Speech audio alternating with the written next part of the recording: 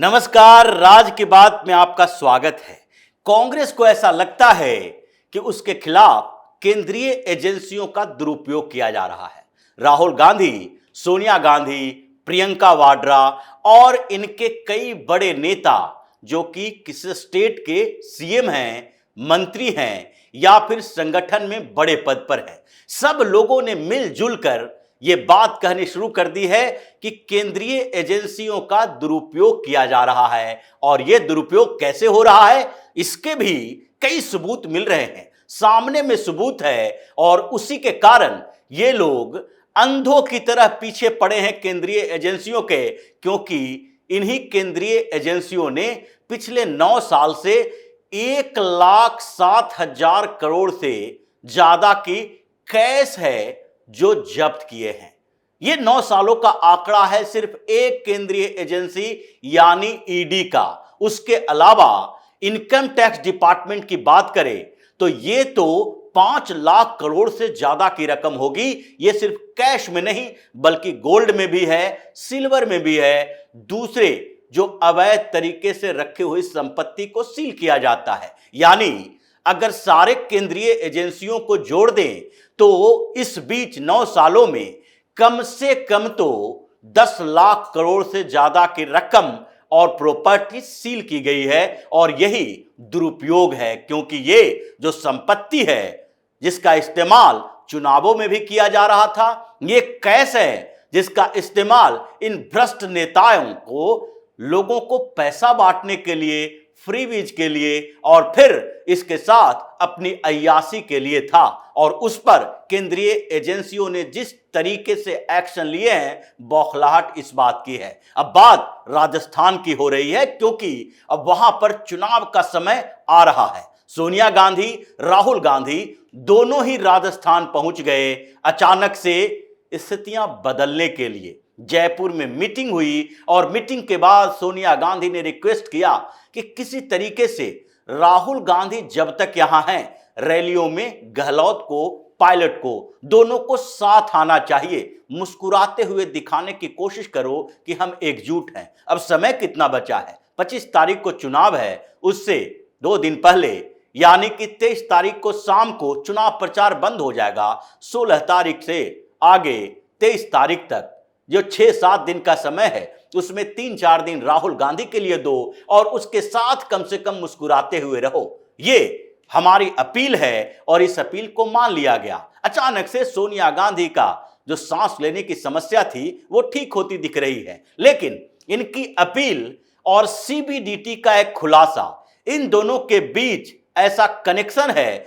जिससे राजस्थान की सियासत में फिर से बवाल शुरू हो गया है। क्योंकि ये 2023 का आंकड़ा है और आंकड़ा भी ऐसा वैसा नहीं है, बल्कि अक्टूबर तक ये जो आंकड़े बता रहे हैं उसमें 1021 करोड़ रुपए जब्त किए गए हैं राजस्थान से। इसमें कैश भी है, गोल्ड भी है, अवैध शराब भी है और कुछ और अवैध तरीके से रखी हुई संपत्तियां हैं। ये आंकड़ा जो रिलीज किया गया है ये सीबीडीटी ने किया है। सीबीडीटी के चेयरमैन नितिन गुप्ता ने कहा कि चुनाव से पहले इस बार तो राजस्थान ने सारे रिकॉर्ड तोड़ दिए। ये पहले जो सरकारें थी और जिस तरीके से पिछले चुनाव में जब्ती होती थी उससे कई गुना ज्यादा, सेवरल टाइम्स ज्यादा है जो इस बार की जब्ती है। और यही नहीं, राजस्थान में तो लगातार ये जब्ती चल रही है। पिछले 2 साल का और आंकड़ा बताया गया कि 2022 में 332 करोड़ से ज्यादा की संपत्ति नहीं बल्कि कैश और गोल्ड जब्त किए गए थे। और उससे पहले 2021 में 347 करोड़ रुपए जब्त किए गए थे। यानी अगर पूरे 3 साल का ही आंकड़ा देख लें तो गहलोत की सरकार जिस तरीके से चला रही थी और जो अशोक गहलोत बार बार चिल्ला चिल्ला कर कह रहा है कि उसके बेटे के खिलाफ ईडी का गलत इस्तेमाल किया जा रहा है। वैभव गहलोत कुछ भी गलत नहीं करते, उनके मंत्री कुछ भी गलत नहीं करते। डोटसारा के घर पर छापेमारी हुई, वो पूरी तरीके से चुनाव के लिए हुई है। तो ये सबूत कहां से आ रहे हैं? लगभग 1690 करोड़ रुपया ये 3 सालों में जो जब्त हुए हैं वो क्या व्हाइट मनी थे? क्या इनकम टैक्स ने जो जब्त किए वो सारे के सारे व्हाइट मनी थे? ये सिर्फ चुनाव का मसला है कि 1021 करोड़ रुपया अक्टूबर तक, और उसमें भी अभी तो और जब्ती हो रही है। चुनाव के दौरान कुछ और जब्त किए गए राजस्थान के अंदर। यह सिर्फ राजस्थान का मसला नहीं है, लेकिन अभी चूंकि राहुल गांधी, सोनिया गांधी ये दोनों राजस्थान में हैं, अशोक गहलोत और सचिन पायलट दोनों के दोनों राहुल गांधी के एक तरफ और दूसरे तरफ खड़ा होकर मुस्कुराकर ये बता रहे हैं हम तो एकजुट हैं, हमारी सरकार फिर से बनाओ, एकजुटता हमारे अंदर है, ताकि आगे भी 5 साल तक इसी तरीके के ब्लैक मनी का कारोबार करते रहें। हमारा बेटा अभी फंसा हुआ है, हमारा दामाद फंसा हुआ है, हमारे रिलेटिव फंसे हुए हैं, हमारे भाई फंसे हुए हैं। ये सारे के सारे चोर डकैत जो नेता हैं, इनकी समस्या यही है कि ईडी एक्टिव मोड में आ गई है, सीबीडीटी एक्टिव मोड में है, सीबीआईसी एक्टिव मोड में है, यानी कि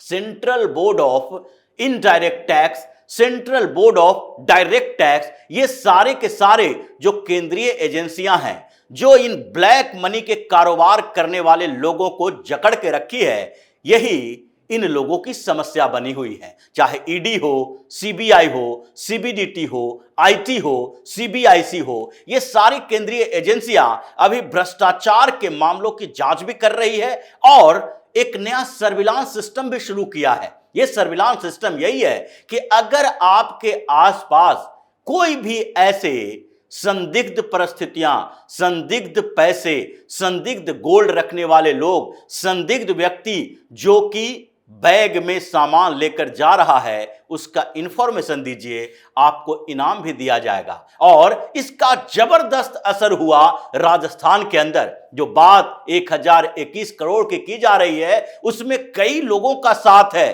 कि गाड़ी में भरकर पैसे ले जा रहे थे, किसी दूसरे ड्राइवर ने सूचना दे दी और उसके बाद छापेमारी हुई, और परिणाम क्या निकला? उसमें से नोटों का बैग निकला जिसमें गड्डियां भरी हुई थी और ये चुनाव के लिए जा रहे थे। अगर भारतीय जनता पार्टी के नेताओं का पैसा होता तो ये नेता भी सामने आते, बोलते कि नहीं, ये जब्ती नहीं होनी चाहिए। ये जब्ती जो हो रही है ये उन सरकारों में हो रही है जहां पर कांग्रेस ने पिछले 5 सालों से गंध मचा के रखा था। राजस्थान में राहुल गांधी के सामने ये डाटा रखा जा रहा है। जिस तरह से वो बौखलाए हुए थे, महादेव ऐप ने छत्तीसगढ़ की सियासी समीकरण बदल दिए। वहां पर लोग अब पूछ रहे हैं ये बघेल 508 करोड़ रुपया जो लाया वो कहां गया? वो सिर्फ उसके लिए, उसके मंत्रियों के लिए था कि उसमें से 200-300 करोड़ रुपया दिल्ली दरबार में भी गया। तो बात जब चुनाव के समय में सीजर की हो रही है तो छत्तीसगढ़ भी पीछे नहीं है। छत्तीसगढ़ में अभी तक ये जो आदर्श आचार संहिता लागू हुई है, उसके बाद से तकरीबन 145 करोड़ रुपए कैश में जो सीज किए गए हैं। उसके अलावा अवैध शराब जो सीज किए गए हैं वो तो बात की बात है। उसके अलावा गोल्ड, सिल्वर, ड्रग्स, ये सारे के सारे सप्लाई करने वाले लोगों को जो संरक्षण दे रही थी छत्तीसगढ़ की पुलिस, उसमें भी केंद्रीय एजेंसियों ने जब्ती की है, सीज किया है। और इससे बघेल की टेंशन बढ़ी हुई थी, क्योंकि ये सारे पैसे जो हैं ये तो इलेक्शन अकाउंट हैं इनके, और इलेक्शन में ही खर्च करने के लिए थे। राहुल गांधी, सोनिया गांधी की टेंशन इस बात के लिए है कि गहलोत का तो इलेक्शन अकाउंट ही सील हो गया। अब इस सीजर के बाद से ये जो रेवड़ियां बांटने की कोशिश कर रहे थे चुनाव से पहले, यानी कि वोटिंग से पहले, जो घरों में लिफाफे पहुंचाने की बात की जा रही थी, जो राजस्थान के कई मोहल्लों में, मुस्लिम मोहल्ले जो हैं, वहां पर मौलवियों को जो ब्रीफकेस में भर भर के पैसे भेजे जाने थे वो तो सील हो गया। अब नई व्यवस्था करनी पड़ेगी, लेकिन नई व्यवस्था में भी खतरा है और चुनाव आयोग की नजर है, केंद्रीय एजेंसियों की नजर है। सिर्फ राजस्थान पुलिस पर नहीं छोड़ दिया गया है। इसलिए डर इनके अंदर इस बात का है कि जैसे ही रात में ये बैग लेकर निकलते हैं, कहीं न कहीं से सूचना मिलती है और इनका सारा का सारा माल जब्त हो जाता है। परेशानी इस बात की बड़ी है, लेकिन यह सिर्फ कांग्रेस के स्टेट की बात नहीं है, राजस्थान और छत्तीसगढ़ की बात नहीं है, तेलंगाना में तो इससे भी बड़ा कारोबार चल रहा है। अभी तक पिछले एक महीने में तेलंगाना में 552 करोड़ रुपए जब्त किए गए हैं। 552 करोड़ रुपए, ये तेलंगाना जैसे छोटे स्टेट में, जहां केसीआर बार बार कहते हैं केंद्रीय एजेंसियों का दुरुपयोग किया जा रहा है और कांग्रेस कहती है कि भारतीय जनता पार्टी और केसीआर की पार्टी बीआरएस दोनों साथ साथ चलते हैं, दोनों के बीच एक समझौता है। तो समझौता है तो ये 552 करोड़ जो जब्त किए गए हैं और फिर से केसीआर के विधायक के घर पे जो छापेमारी हो रही है, ये समझौता तोड़ने वाला है या जोड़ने वाला है? ये कांग्रेस को से पूछना चाहिए। ये 552 करोड़ में 188 करोड़ जो सीधे कैश में डिलीवरी हो रही थी, जिसे जब्त किया गया, उसके बाद चांदी, सोना, ये सारे जो जब्त किए जा रहे हैं, ये क्या केसीआर को अच्छा लग रहा है?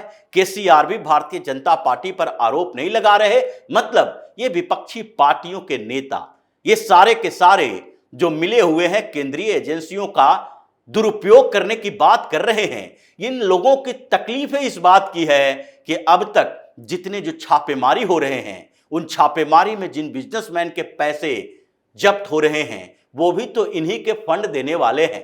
तकलीफ इस बात की भी है और इस बात की भी है कि इनके सारे के सारे नेताओं को कहीं न कहीं से नोटिस मिला हुआ है। 24 नेता ऐसे कांग्रेस पार्टी के हैं जिनको ईडी की नोटिस है, समन है। राहुल गांधी, सोनिया गांधी पर फिर से समन भेजे जाने की स्थिति पहुंच गई है, क्योंकि पवन बंसल से पिछले दिनों पूछताछ हुई थी नेशनल हेराल्ड के मामले में, और उसके बाद जो दूसरे राउंड की पूछताछ होगी उसकी शुरुआत सोनिया और राहुल से ही की जाएगी। परेशानी बहुत है और इसलिए इस तकलीफ में बौखलाहट के अलावा इनके पास कोई रास्ता नहीं है। राजस्थान में सोनिया और राहुल पहुंचे हुए हैं और 1021 करोड़ का जो आंकड़ा सामने आया है जब्ती का, और जो तस्वीरें सामने आई है, उससे परेशानी तो बढ़ी हुई है गहलोत की, पायलट की, राहुल गांधी की।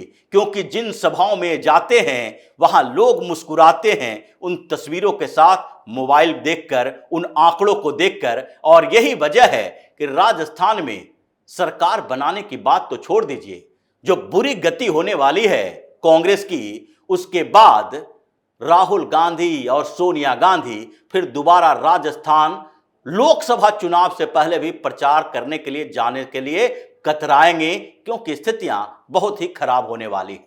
तो इसी तरह की खबरों के साथ फिर से हाजिर होंगे। तब तक के लिए बने रहिए हमारे साथ और देते रहिए हमें सहयोग, ताकि इसी तरह की खबर हम आपके लिए लाते रहें। धन्यवाद।